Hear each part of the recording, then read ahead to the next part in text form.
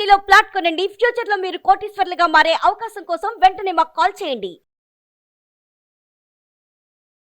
నమస్కారం.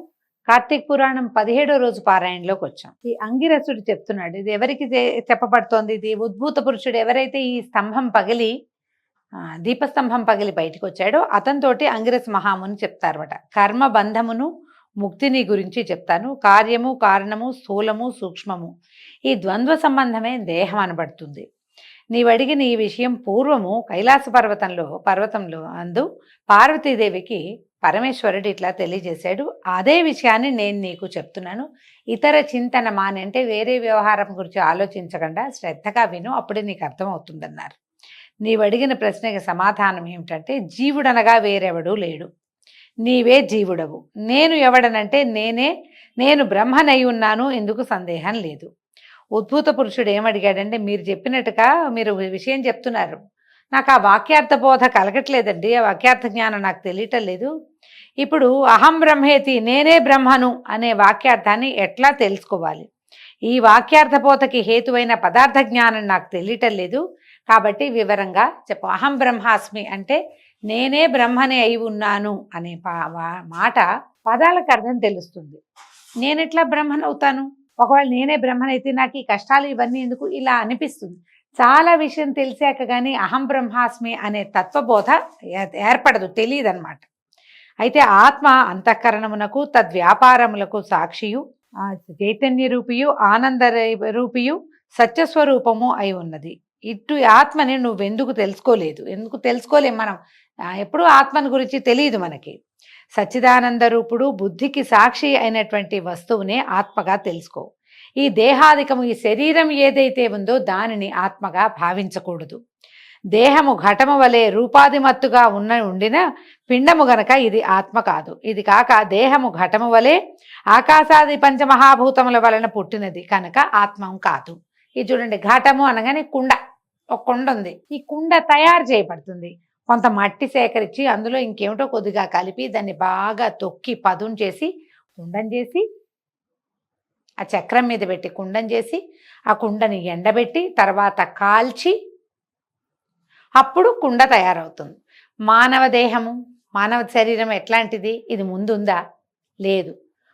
స్త్రీ పురుష సంయోగం వల్ల అండము శుక్లము రెండు కలిసిన తర్వాత అందులో జీవం పుట్టి, ఆ రెండిటి కలయిక వల్లే జీవం పుడుతుంది. క్రమంగా మొదట ఎంత ఉంటుంది?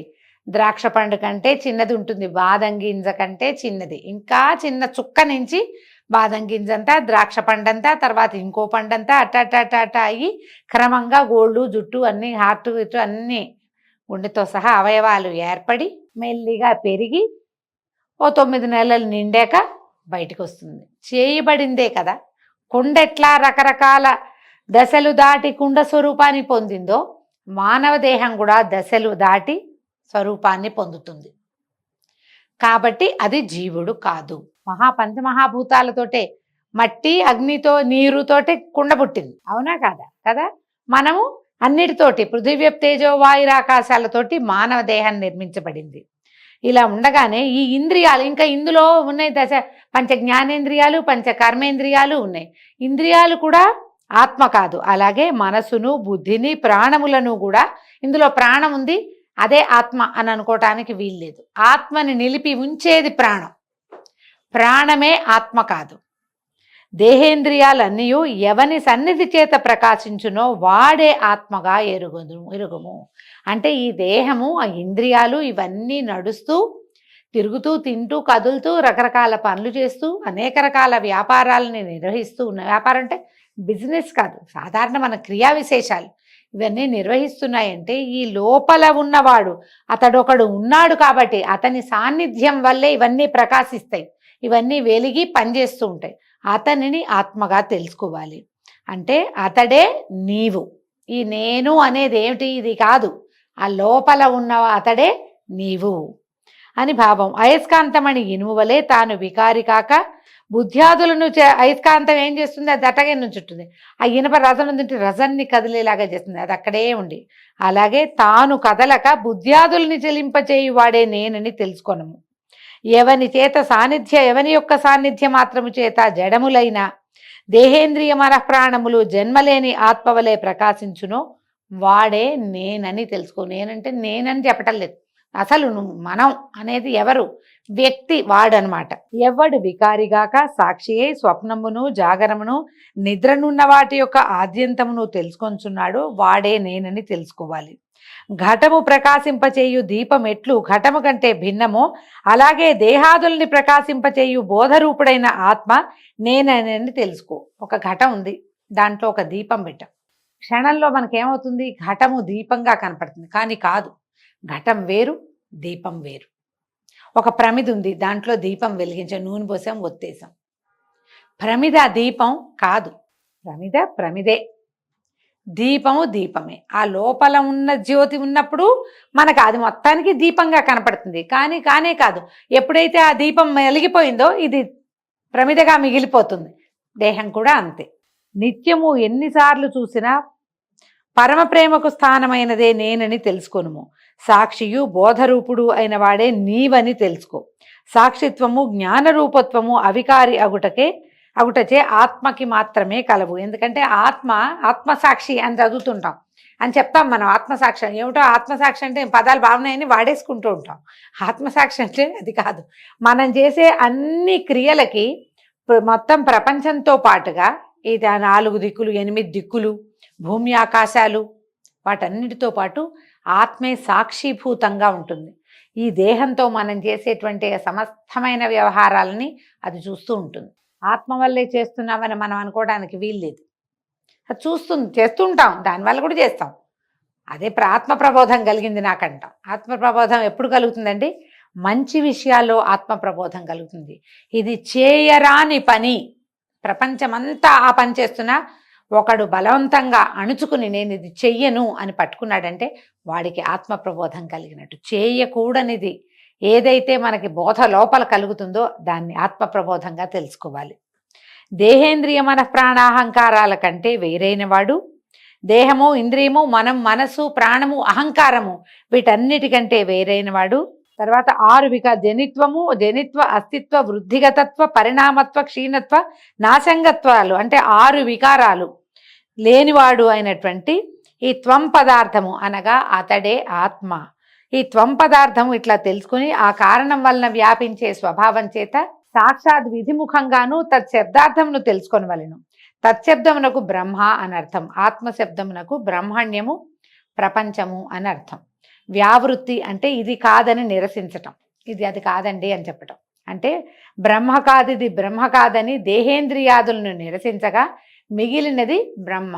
అంటే దేహం కాదు, ఇంద్రియం కాదు, ఇది ఆత్మ, అది కాదు కాదు కాదు అని చెప్తాం. ఏది కాదని చెప్పబడుతుందో, కాదని ఏది చెప్పలేకపోతామో దానిని బ్రహ్మ అన్నమాట.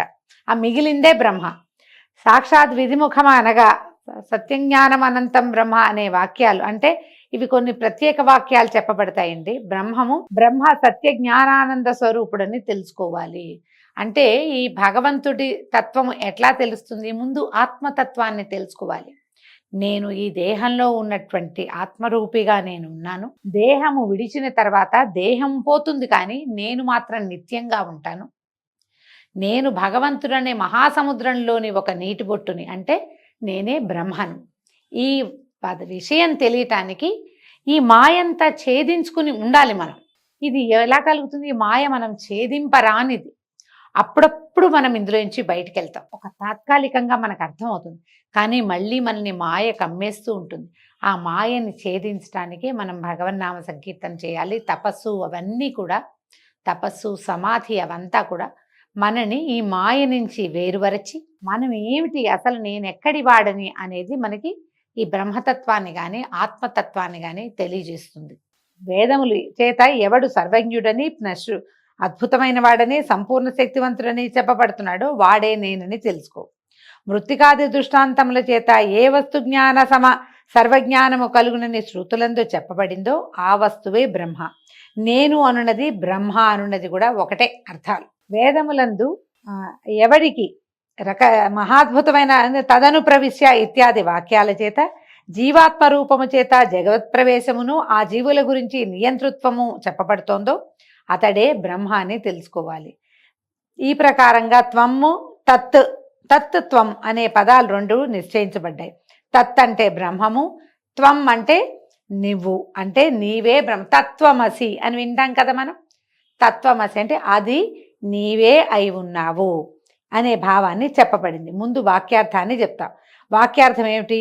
అతత్వం పదాలకి ఐక్యం అని చెప్తుంది. ప్రత్యేగాత్మయే అద్వయానంద రూప పరమాత్మ, పరమాత్మయే ప్రత్యేగాత్మ. ఈ ప్రకారంగా అన్యోన్యతాదాత్మ్యం ఎప్పుడు కలుగుతుందో అప్పుడే త్వం పదానికి అర్థం బ్రహ్మ కాదనే భ్రాంతి నశిస్తుంది.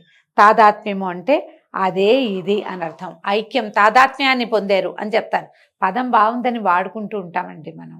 ఈ తాదాత్మ్యం అంటే ఏంటి? అది ఇది ఒకటే, కలిసిపోవటాన్ని తాదాత్మ్యం అంటారు. ఈ తవమసి అంటే తత్వమసి ఈ వాక్యానికి తాదాత్మ్యం చెప్పాలి. అప్పుడు వాక్యార్థాలైనటువంటి కించిజ్ఞత్వము, సర్వజ్ఞత్వము, విశిష్టులైన జీవేశ్వరులను వదిలి లక్ష్యార్థములైన ఆత్మలనే గ్రహించని ఎడల తాదాత్మ్యము సిద్ధించును. ముఖ్యార్థానికి బాధ కలిగినప్పుడు లక్షణావృత్తిని ఆశ్రయించాలి. ఈ లక్షణావృత్తి 3 రకాలుగా ఉంటుంది. ఇందులో ఏమిటి? భాగ లక్షణం అంటే కొంతను విడిచి కొంత వదిలేసి కొంత తీసుకోవడాన్ని భాగ లక్షణం అంటారు. తత్వమసి యందు సర్వజ్ఞత్వ కించిజ్ఞత్వాలని వదిలి కేవలము జ్ఞానాత్వత్వాన్ని మాత్రమే గ్రహిస్తే గనక అభేదం సంభవిస్తుంది. తత్ అది, త్వం నీవు, అసి అన్ని బ్రహ్మ అంటే ఏమిటి? నువ్వు బ్రహ్మవయ్యావు అని అర్థం. కాబట్టి కొన్ని ప్రదేశాల్లో ఇలాంటి బోధ చేయబడుతుంది. నేను బ్రహ్మని అనే వాక్యార్థ బోధ స్థిరపడే వరకు ఏం చేయాలి? నేనే అది, నేను భగవంతుని యొక్క స్వరూపాన్ని, ఆయనలోని కొంత భాగాన్ని అని అర్థం అవ్వాలంటే మాట్లాడుకుంటే అర్థం కాదు. దీనికి ఇది వాక్యార్థ బోధ స్థిరపడే వరకు శమదమాది సాధన సంపన్నుడై శ్రవణ మననాదులను ఆచరించాలి. శమము దమము కావాలి, శాంతంగా ఉండాలి, కొన్ని విధానాల్ని ఆశ్రయించాలి. తర్వాత శ్రవణము మననము, మంచి విషయాలు విని మననం మళ్ళీ మళ్ళీ వాటిని తలుచుకోవాలి. మళ్ళీ మళ్ళీ వినడం కాదండి. మనం ఏం చేస్తామంటే ఏవైనా బోధలు విన్నప్పుడు ఇప్పుడు వచ్చింది అవకాశం ఉంది కాబట్టి ఆ ఫోన్ ఆన్ చేసుకుని మళ్ళీ మళ్ళీ మళ్ళీ మళ్ళీ మళ్ళీ మళ్ళీ అదే వింటాం. కాదు, అలా వింటే నీకేదో తెలుస్తుంది అనుకోవద్దు.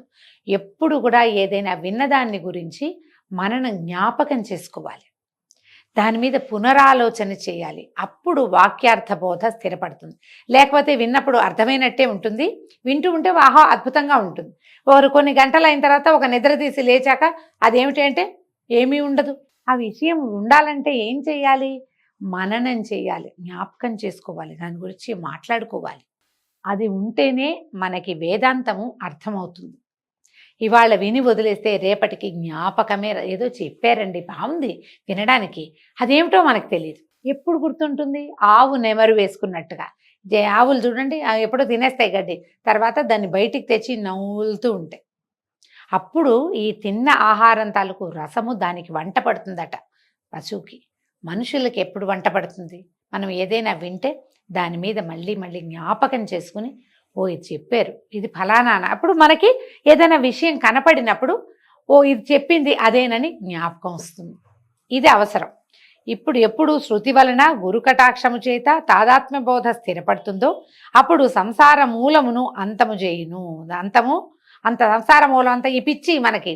మనం ఏం చేస్తాం? 30 తరాలకు సరిపడా సంపాదించాలి, ముందు తరాలకి కావాలి, అదేదో కావాలి, దీని తర్వాత కావాలి, ఎప్పటికీ మన పేరు శాశ్వతంగా భూమి మీద ఉండిపోవాలి, ఇదంతా నేనే, ఇదంతా నాది, అయ్యో నేను లేకపోతే ఏమవుతుంది, నేను లేకపోతే ఇదంతా ఏమైపోతుందో, రేపటికి ఎల్లుండికి తినడానికి దాచిపెట్టుకోవటము, ఎక్కడైనా పాతి పెట్టటము, ఇవన్నీ కూడా సంసార తాపత్రయం. అది ఎప్పుడు నశిస్తుంది?